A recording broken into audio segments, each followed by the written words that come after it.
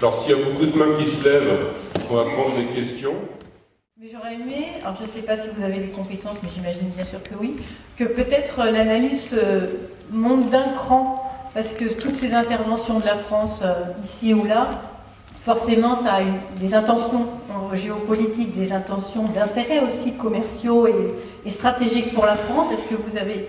Peut-être ça expliquerait davantage que la pauvreté de la population qui se met... Enfin, disons que l'explication soit plus synthétique. Est-ce que vous avez, vous, des compétences et des infos à nous apporter à ce niveau-là? Parce que sinon, on tourne en rond entre les méchants djihadistes, les pauvres maliens et la France, l'armée qui fait ceci, mais qui finalement, on ne se comprend pas très bien pourquoi. Est-ce qu'il n'y a vraiment pas une analyse plus globale et plus synthétique à nous amener? Je vous remercie pour les questions. Il est clair, ça a été dit, que les Français sont intervenus quand les djihadistes sont allés sur Bamako, et puis après ils se sont arrêtés à Kidal. Et à Kidal, il y a 2 journalistes de RFI qui ont été assassinés, on ne sait pas encore pourquoi, et on se demande pourquoi ils ont été assassinés. Ce que je veux dire, c'est que dans les intérêts, si on prend de la hauteur, il faut se rappeler, alors il faut encore remonter plus loin dans l'histoire, qu'en 1956, la France rêvait de faire ça s'appelle l'OCRS,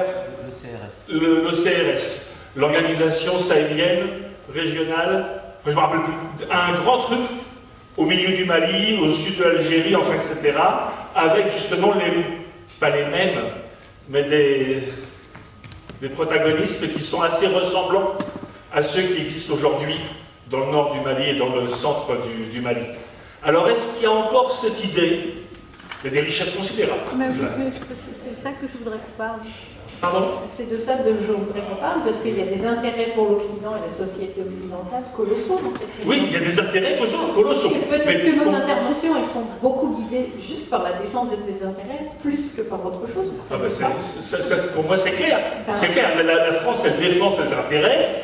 Elle défend les intérêts de Bolloré. Alors on peut le donner en plus, hein, ils ont des noms bien connus et ils font des procès à ceux qui les accusent. Alors peut-être que j'aurai un procès par M. Bolloré.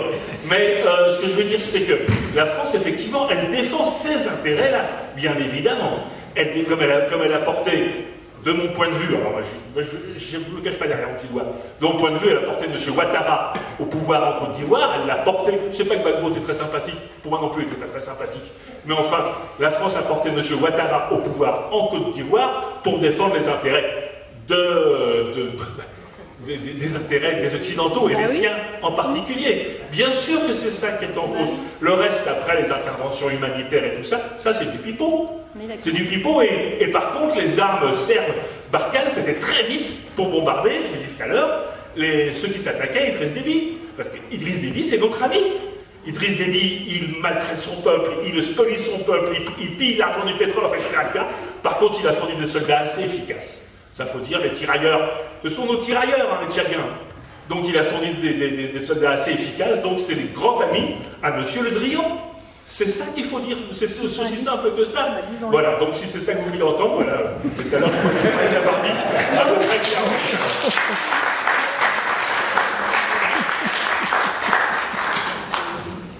Monsieur Cavaillol et moi, nous sommes d'accord.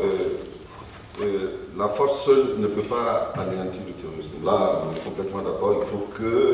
Il faut enlever les arguments au terrorisme même de pouvoir naître.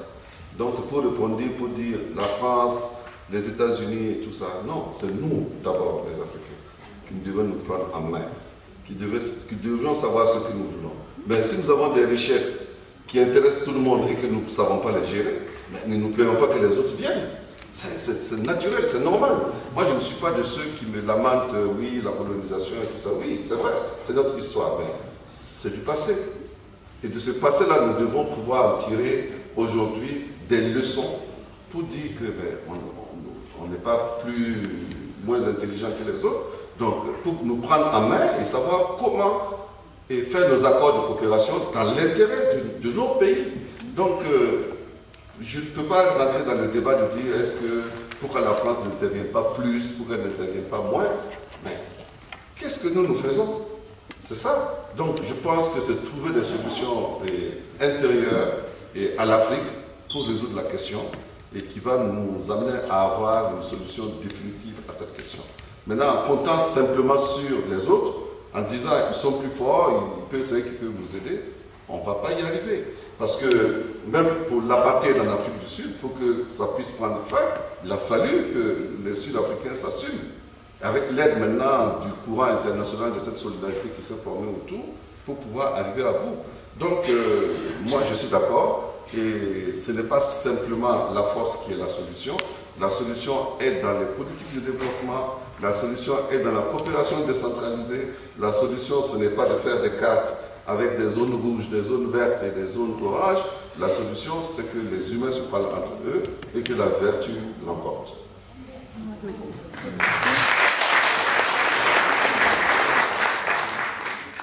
Mais ce dont on a besoin aujourd'hui, et j'aurais envie que M. le maire de Ouagadougou, M. le maire de Waïgouya nous donne des arguments qui nous aident à dire venez au Burkina, on va vous aider, on va être avec vous, il faut nous encourager parce que dans nos associations, aujourd'hui, il y a beaucoup de gens qui se posent des questions, est-ce qu'on va continuer à y aller, est-ce que c'est pas dangereux, etc. Alors moi j'explique, je suis de Nice, donc vous comprendrez que effectivement l'insécurité, on sait ce que c'est. J'ai des amis burkinabés et notamment un conseiller municipal de Ouagadougou qui est dans votre équipe qui me disait mais au fait Nice a-t-il été mis en rouge après l'attentat?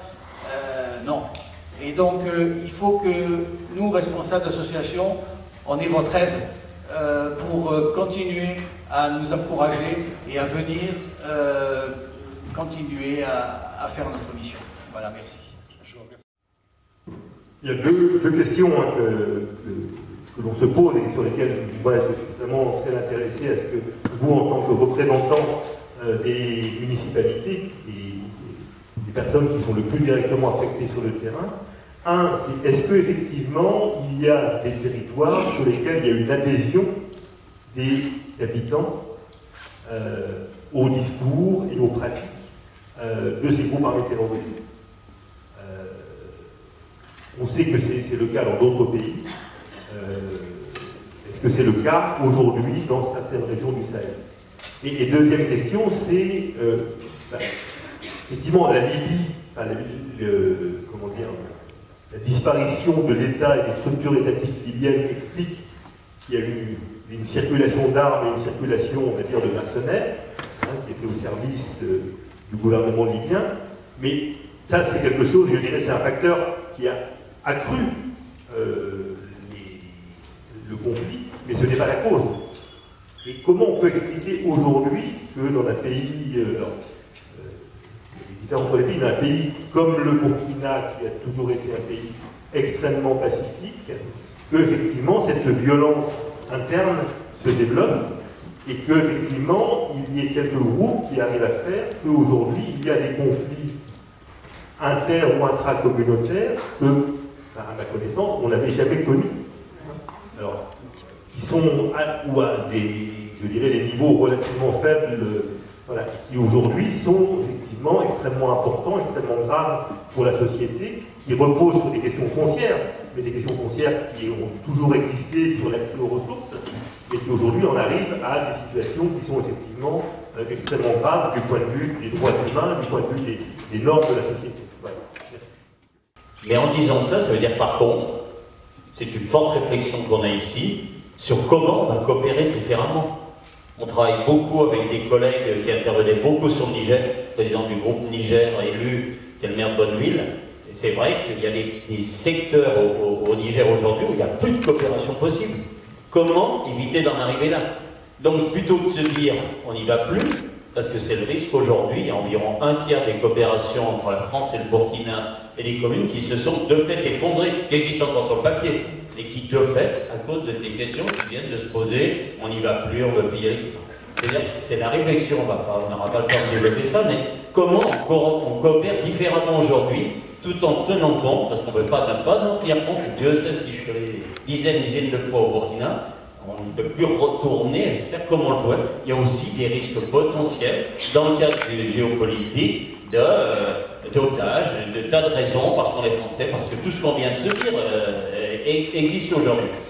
Mais ça ne veut pas dire qu'on ne doit pas coopérer. Simplement, on s'organise différemment. Et la question était posée tout à l'heure.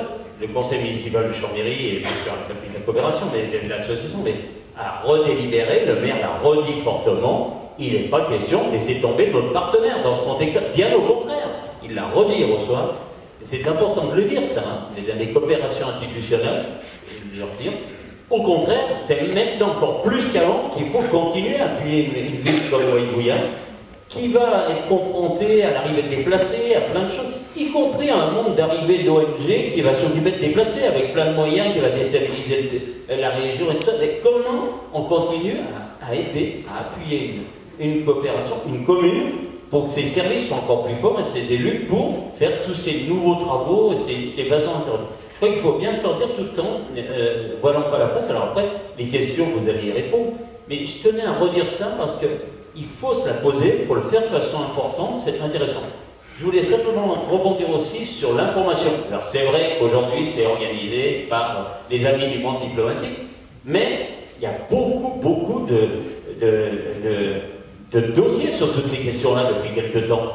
Hein, c'est pas faire injure à ce que vous faites vous, mais il y a eu beaucoup de dossiers aussi aujourd'hui. Si on peut se brancher à Chambéry, suivez quand même régulièrement des dossiers intéressants, de l'information par RFI. On n'est pas obligé d'être d'accord avec tout, mais simplement de l'information existe. Il y a un dossier récemment aussi, moi je fais écho à un débat dans le Jeune Afrique de la semaine dernière, sur tout le franc CFA. C'est un débat qu'on n'a pas abordé, mais qui est complètement, qui impacte tout le débat qu'on a là sur le demain, l'économie, qui maîtrise quoi, ce que vous disiez au niveau d'Afrique, avec des points de vue très divers. Si on va plutôt là, c'est plutôt ça, si on va plutôt là, c'est intéressant, c'est passionnant, c'est pas aussi simple la réponse. Voilà, c'est des intérêts comme ça. Puis une dernière question, alors c'est peut-être plus politique, mais c'est pas l'objet d'aujourd'hui. On parle beaucoup de la France, je ne dédouane rien en mon propos. J'aimerais qu'on ait un débat très profond, rapidement, sans attendre 20 ans, sur l'arrivée de la Chine en Afrique. Qu'est-ce qui se passe? Les populations ont décidé eux-mêmes, s'il vous plaît, de lutter contre eux. Et je ne sais pas si vous avez entendu parler de l'opération Dofou, une opération qui a permis de neutraliser une certaine, je crois que c'est le mot, hein, vous comprenez ce que ça veut dire. Et aujourd'hui, nous ne pourrons pas donner des garanties à nos amis, par exemple, du Nord qui veulent, par exemple, venir au Uruguay. Mais je peux vous dire qu'il y a il n'y a aucun problème au Uruguay. Moi, j'y vis et il n'y a pas de problème. Il y a quel Français que je vois? Bon, je ne sais pas de ce qu'il vient. Donc, je peux vous dire que la destination n'a aucun danger. Maintenant, c'est vrai qu'il faut peut-être être un peu prudent, parce que si je vous dis de venir et malheureusement quelque chose vous arrive, bon, le Quai d'Orsay dirait que personne n'est responsable, mais même moi, on me traiterait d'irresponsable. Mais sinon, je peux vous affirmer qu'il n'y a aucun problème dans ma commune. Je vous demande de venir. Pour aborder un peu dans le même sens, pour dire que comment vous convaincre que nos villes sont sécurisées, que le Burkina Faso, la meilleure manière de s'auto-convaincre, c'est que nous-mêmes nous devons décider nos cartes, ne pas laisser aux politiciens de décider les cartes. Faites que sur ce qui ne marche pas. Mais si nous parlons un peu de ce qui marche, du festival qui se passe aujourd'hui, de ce qu'on va pouvoir collecter, de ce que nous allons pouvoir réaliser, et mettre ça sur des cartes avec des réalisations, avec des statistiques réelles, ça va encourager les gens à participer. Mais si nous nous laissons sous l'éclairage simplement politicien, où on va dire non, cette zone elle est dangereuse, le Quai d'Orsay a dit ceci, le Quai d'Orsay a dit cela, ça va être très difficile. Et en plus, je pense que dans le cadre de cette coopération décentralisée, ce n'est pas dans notre intérêt d'attirer des gens chez nous et de mettre leur vie en danger. Certes, on doit faire beaucoup plus attention qu'avant, on doit changer nos comportements, comme partout ailleurs. Avant, dans les hôtels, moi j'ai beaucoup voyagé, il n'y avait pas autant de sécurité. Tu arrivais dans un hôtel, à peine si tu donnais ta pièce d'identité, on ne te scannait pas au début, tu te scannait à la sortie. Tu sors faire une course, tu reviens, il faut passer par le scanner. Mais aujourd'hui, dans tous les hôtels du monde, en tout cas où il y a dans les grandes villes, c'est comme ça que les gens vivent. Vous partez au Caire, c'est comme ça, vous partez à Istanbul, c'est la même chose. Vous partez en Allemagne, c'est la même chose. Ben, c'est pour dire que toutes les villes qui ont connu ces problèmes-là, quand il y a un risque particulier, on prend des mesures particulières. Et en tant que président de l'association des municipalités de Burkina Faso, vous dites oui, est-ce que y a-t-il une adhésion d'une certaine population au discours des terroristes? Je veux dire, mais les terroristes, c'est une puissance mafieuse financière qui s'appuie sur la misère des gens pour les recruter. Donc, il y a des classes qui sont vulnérables, il y a une partie de la population qui est vulnérable, à qui on assure une certaine sécurité, à qui on promet des sommes mirobolantes pour leur famille et à qui on donne beaucoup d'argent. Oui, ceux-là, on achète. Ils achètent des milices, comme on le dit, le terme, je l'ai bien appris en Suisse. Tous ceux qui font du bénévolat, on les appelle des milices. Donc on achète des gens et on en fait des miliciens parce que ceux-là, ils sont partie prenante. Mais la majorité des populations résistent. Ce n'est pas pour rien, nous les conseillers municipaux, nous sommes les personnes les plus ciblées aujourd'hui dans les zones dangereuses, que ce soit au nord ou à l'est.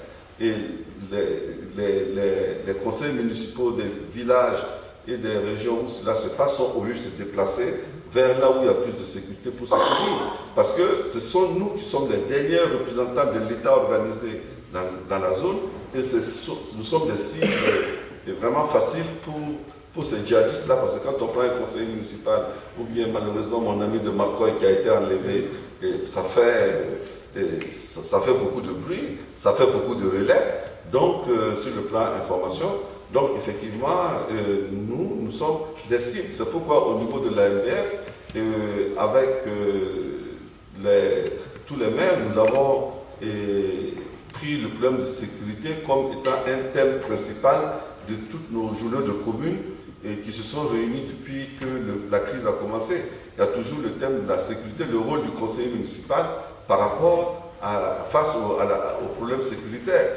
Et en disant que c'est un problème de proximité aussi.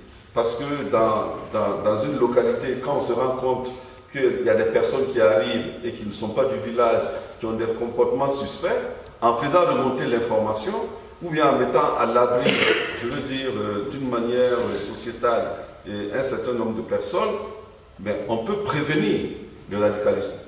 Mais si il n'y a pas ce vivre ensemble et que les conseillers municipaux qui sont les plus proches élus des populations ne jouent pas leur rôle de proximité, c'est là qu'on laisse le terrain favorable à l'extrémisme violent. Donc, je pense, pour en finir, vous avez demandé pourquoi maintenant le Burkina Faso. Pourquoi maintenant? Je pense que j'avais tenté de donner la réponse au début, mais pendant 27 ans, pendant plus de 30 ans, il y avait un pouvoir absolu. Et à un certain moment, le Burkina Faso a été un État déstabilisateur par rapport à ses voisins.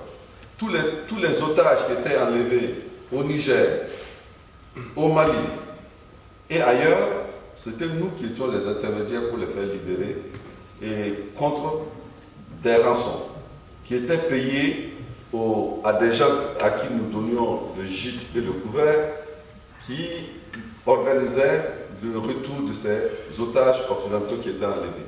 Donc, à partir du moment où il y a cette rupture de contrat tacite qui existait entre les autorités d'alors et les djihadistes, c'est normal que nous soyons aujourd'hui la cible. C'était un chantage auquel nous n'avons pas voulu céder. Nous avons dit, après le départ de Blaise Compaoré, il faut qu'il y ait de la transparence dans la gestion de l'État.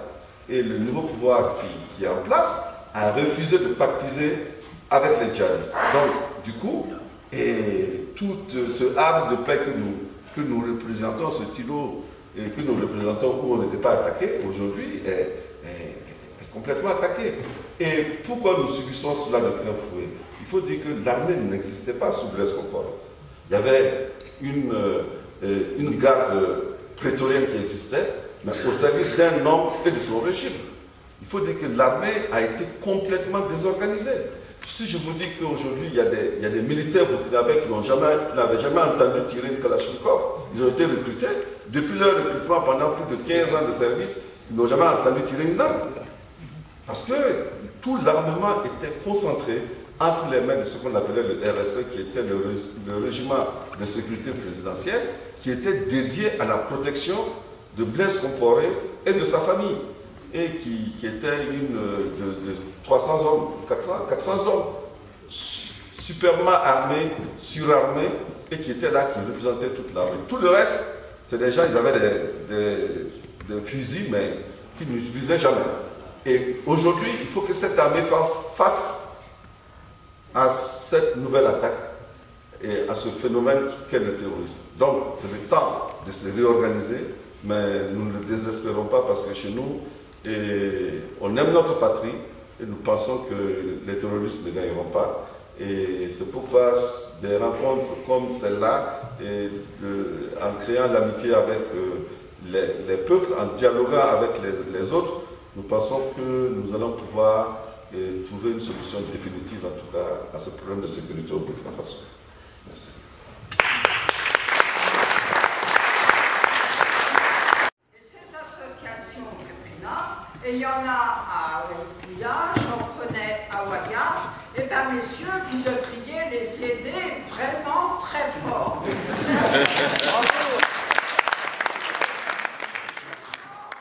Soyez à l'écoute aussi de tous ces gens chez vous.